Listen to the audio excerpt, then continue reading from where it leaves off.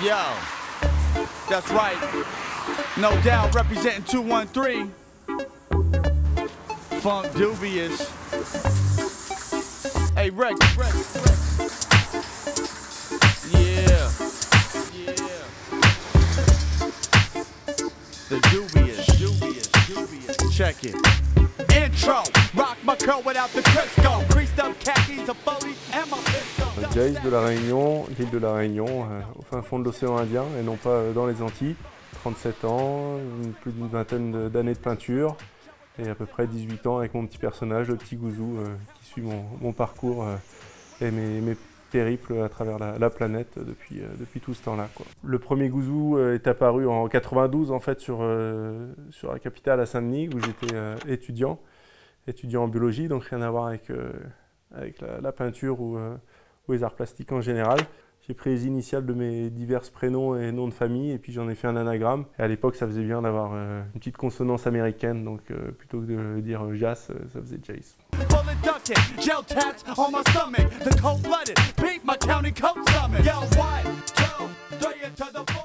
En fait, je suis arrivé en 82 avec les parents ici, à l'âge de 9 ans.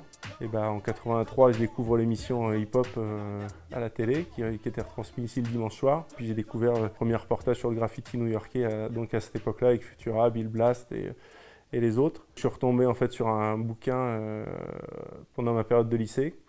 Mon prof d'art plastique avait ce livre, le Subway Art, qui retraçait un petit peu tout ce qui s'était fait sur les métros dans les années 70, années 80, début des années 80 de New York.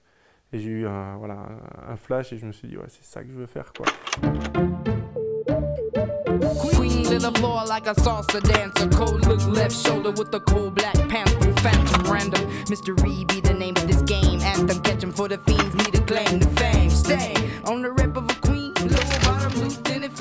J'ai suivi ma voie sans être trop inspiré non plus par justement cette mouvance parisienne qui était assez rigide justement à l'époque. Et le fait d'être ici, il y avait effectivement cette liberté qui pour moi est l'essence même du graffiti, c'est la liberté d'expression, quoi. Personnellement, donc, je préfère partir en cavalier seul la nuit avec ma peinture ou même la journée pour faire mes trucs. Et forcément, le fait de travailler dans la rue, c'est une offrande au public.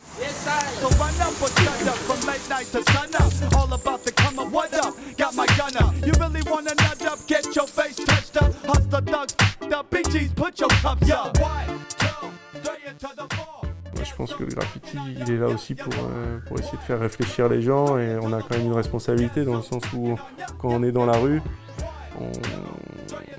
on peint pour soi, mais aussi on peint pour les autres, et donc on ne peut pas dire et faire n'importe quoi. Ce qui me fait tenir en fait à travers ces années, c'est d'essayer effectivement de continuer à progresser, d'aller plus loin comme un athlète qui va essayer de chercher à améliorer ses performances et de surprendre encore les gens.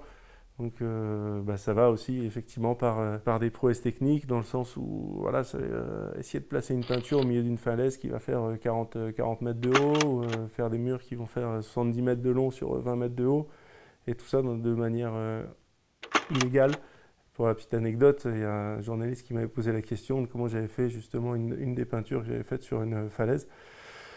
Et comme boutade, j'avais dit que j'avais pris un hélico avec les pompiers, etc.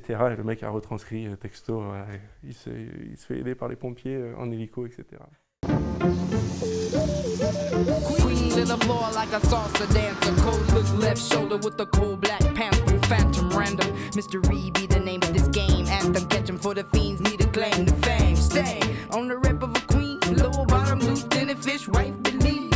That's what I'm bringing you straight to the table. 5'7" snake heels in the full sable. I'm able, and no stable can hold me. Work like tricks, swear crooked mouth told me.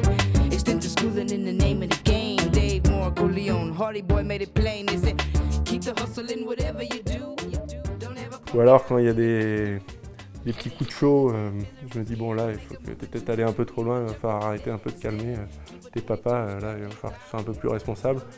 Et puis ça reprend de plus belle et voilà, c'est comme une drogue, hein. La plupart du temps, la plupart des supports sur lesquels je vais peindre, c'est des murs qui sont voués à la destruction, qui sont abandonnés depuis plusieurs mois, plusieurs années. Donc il n'y a pas une volonté vraiment de dégradation, au contraire, il y a vraiment une volonté d'embellissement, de décoration, d'apporter quelque chose. Et ça, les gens le ressentent aussi. Et c'est pour ça que j'ai un retour assez positif du public.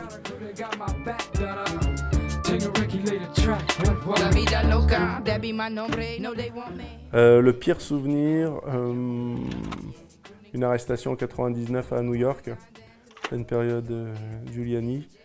Et j'y suis allé un peu à la cool comme je pouvais faire ailleurs.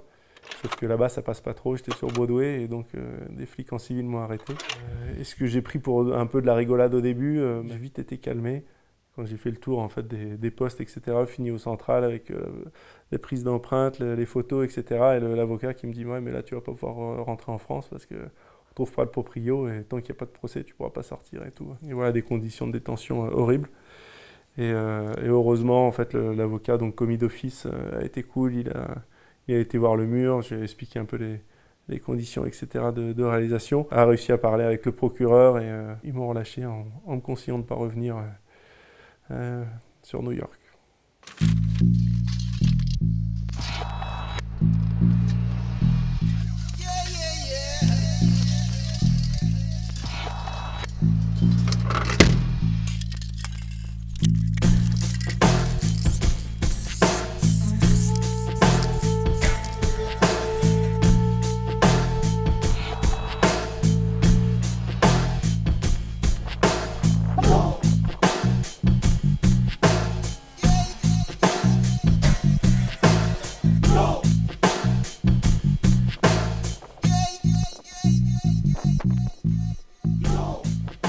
S'il s'agissait de choisir qu'un outil, ça serait effectivement la bombe, puisque c'est avec ça que j'ai commencé et c'est avec ça que je suis vraiment le plus à l'aise. Et un support, ça serait quand même les 4x3, les affiches publicitaires sur lesquelles j'aime bien intervenir, interagir, et puis pour ridiculiser ou pour me moquer un petit peu des messages marketing qu'on peut nous balancer au quotidien. Alors les 4x3 sont vraiment éphémères, puisque ça va durer une semaine. Au mieux. L'île est petite, donc maintenant je commence un petit peu à savoir qui je suis, malheureusement. Et je dis malheureusement parce que j'aime bien ce côté un petit peu anonymat qui est propre au graffiti, justement, d'une espèce de super-héros, entre guillemets, qui va vêtir sa cape la nuit et puis qui va faire son truc, et puis la journée qui a une vie à peu près normale.